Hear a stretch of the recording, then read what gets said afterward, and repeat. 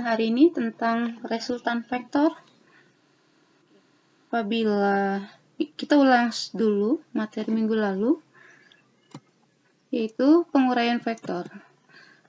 Setiap vektor dapat diuraikan menjadi dua atau lebih komponen vektor.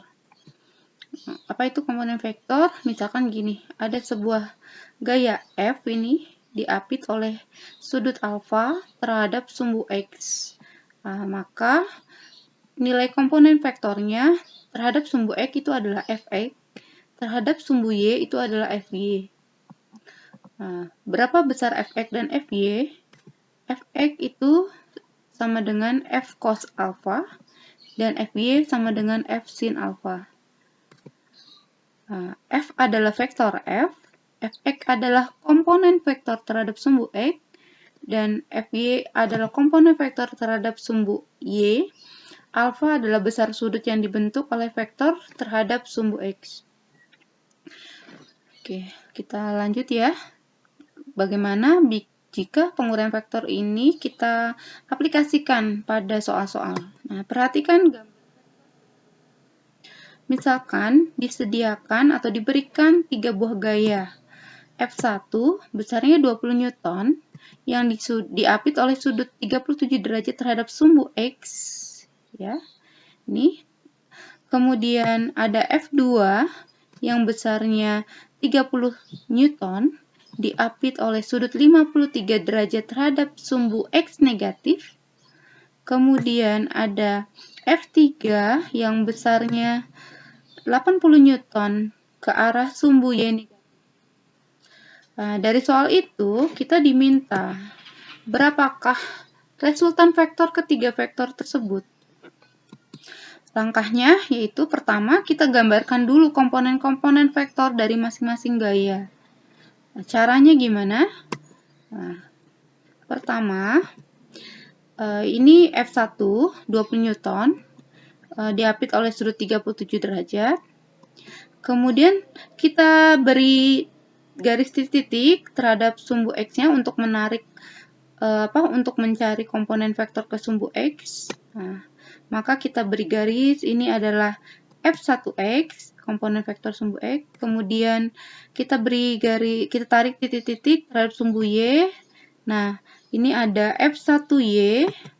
Nah, kemudian untuk F2 begitu juga sama.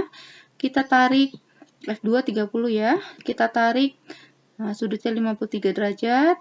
Kita tarik terhadap titik-titik terhadap sumbu X-nya, kita beri anak panah ini. Ini komponen vektornya itu F2X. Kemudian kita tarik garis putus-putus terhadap sumbu Y. Kita beri nama ini anak panahnya ke atas ya. Ini kita beri nama F2Y.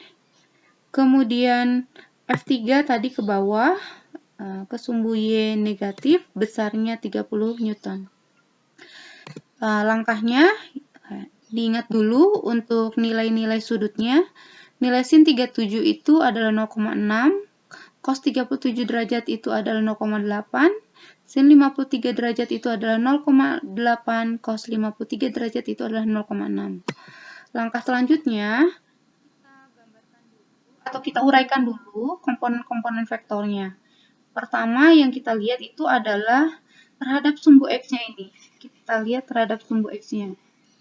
Nah, yang ada di sumbu X itu ada F1X ya, dan F2X. Nah, yang di sumbu X. Jadi di sini ada F2X dan F1X. Nah, besarnya F2X itu sama F1X sama dengan F1 cos alpha, yaitu 20 dikali cos 37 sama dengan 20 kali 0,8 sama dengan 16. F2X itu sama dengan F2 cos 53 atau 30 kali cos 53 sama dengan 30 kali 0,6 sama dengan 18 Newton. Nah, F3-nya karena dia tidak diapit sudut, nah karena di sumbu X-nya tidak ada, maka nilai F3X itu 0.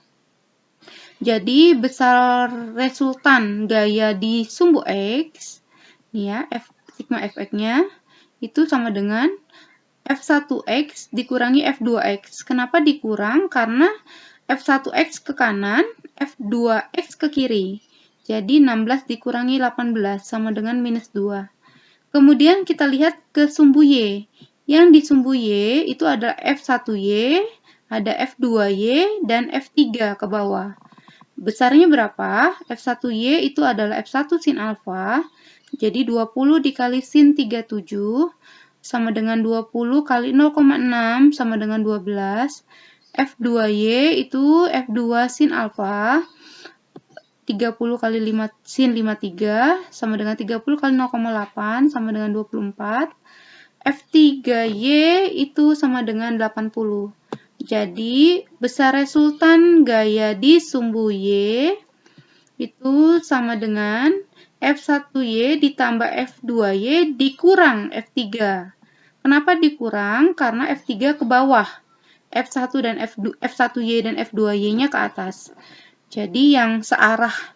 Karena F1Y dan F2Y searah, jadi kita jumlah.